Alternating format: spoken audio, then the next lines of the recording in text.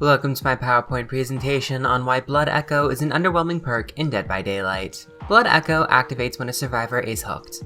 Once activated, all injured survivors are inflicted with the exhausted and hemorrhage status effects for 30 seconds. Blood Echo is designed to make cleanup a little bit easier for the killer.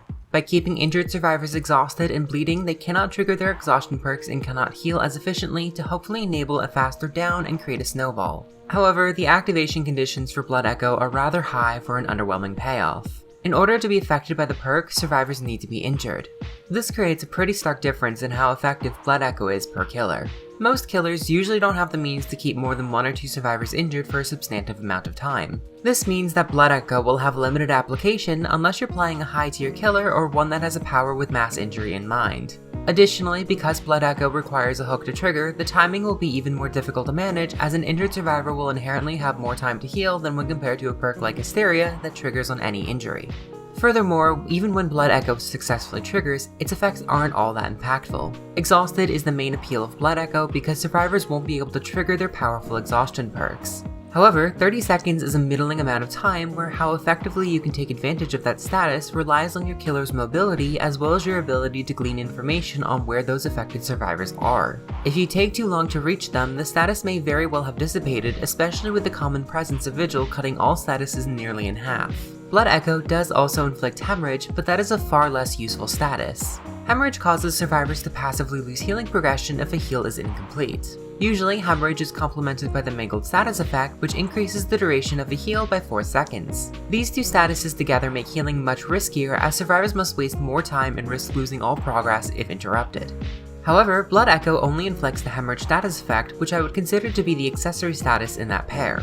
Hemorrhage has far less impact on survivors compared to Mangled, as that 4 seconds caused by Mangled will always be felt. However, without Mangled, hemorrhage is more likely to be overridden as there is less time for survivors to be interrupted. Hemorrhage does also have a niche effect of increasing pools of blood of injured survivors, but as far as tracking goes, scratch marks and grunts of pain will be more reliable. I think the most effective way to change Blood Echo is to turn it into a Scorch Hook perk. This allows us to buff its effects while both streamlining and tempering its trigger conditions such that it becomes easier to use but also not too overwhelming.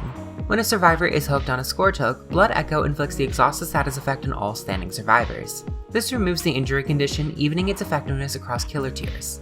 This also helps to ensure you benefit from Blood Echo in your next chase, regardless of if that survivor was already injured or not. I also opted to increase the exhausted status effect to 40 seconds to make it a little bit more impactful and put it in line with the standard exhaustion perk cooldown. I did, however, remove the hemorrhage status effect altogether. I feel the status was a little too unimpactful to be worth keeping, and adding in the mangled status effect would feel a little too copy-paste for my liking. Additionally, as a Scorch Hook perk, that would overlap a little bit with Gift of Pain / Weeping Wounds. Instead, Blood Echo now causes all injured survivors to scream and reveal their location. This is a much better effect as it allows Blood Echo to be a freestanding perk without the need of additional information support. However, by tying it to an injury requirement, it maintains the theming and previous iteration of the perk. Overall, these changes give Blood Echo a needed buff while allowing it to stand better on its own. Thanks for watching, leave a like, and put your thoughts in the comments below.